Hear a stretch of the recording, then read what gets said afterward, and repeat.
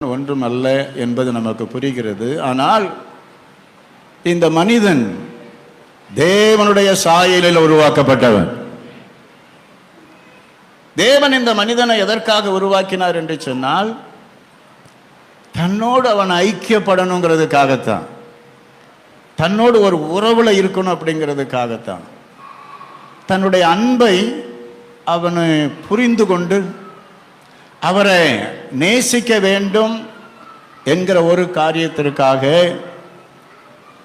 அவர் இயேசு கிறிஸ்துவுக்கு என்ன மகிமையோ அதே மகிமையை மனிதனுக்கு கொடுக்கும்படியாக அவர் மனிதனை நினைவு கூர்ந்தார். பிரைஸ் தி லார்ட், ஹல்லேலூயா. அதுதான் அதனுடைய காரியம். அப்ப அவர் வேதம் என்ன சொல்லுகிறது?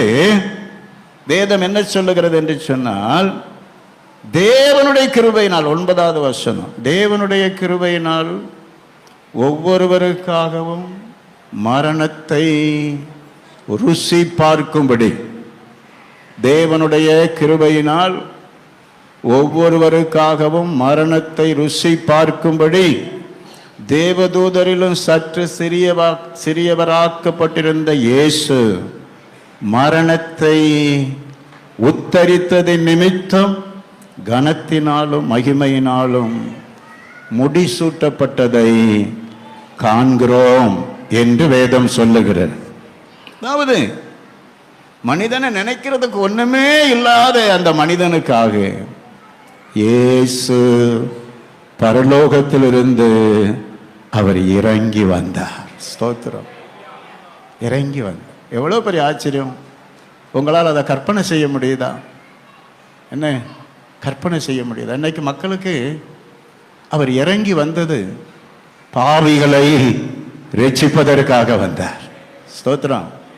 நீதிமான்களுக்காக, பாவிகளை ரட்சிக்க இயேசு இந்த உலகத்திற்கு வந்தார். என்னையும் உன்னையும் ரட்சிக்கிறதற்காக இயேசு இந்த உலகத்திற்கு வந்தார். அந்த நாட்களில் நாங்கள் ரட்சிக்கப்பட்ட நாட்களில் பாட்டுகள் வித்தியாசமாக இருக்கும். அந்த பாட்டெலாம் உங்களுக்கு தெரியுமா தெரியாது? அப்போ அந்த ரட்சிப்பில் தான் களி கூறுவாங்க. அந்த பொண்ணோ பொருளோ வீடோ ஆஸ்தியோ அதெல்லாம் அவங்களுக்கு பெருசவே கிடையாது. எதில் களி கூறுவாங்க? இயேசு என்னை ரட்சித்தாரே, அந்த ரட்சிப்புடைய ஒரு சந்தோஷம், எனக்காக இயேசு இவ்வளவு காரியங்களை செஞ்சாருன்னு சொல்லி அந்த ரட்சிப்பின் சந்தோஷத்தை குறித்து பாடுவாங்க. இப்போ அந்த பாட்டு யாரும் பாடுறது கிடையாது. நான் பாட விரும்புகிறேன். உங்களுக்கு தெரியுமான்னு தெரியல, பழைய ஆட்களுக்கு தெரியலாம், தெரிஞ்சால் பாடுவோம். ஸ்தோத்திரம்.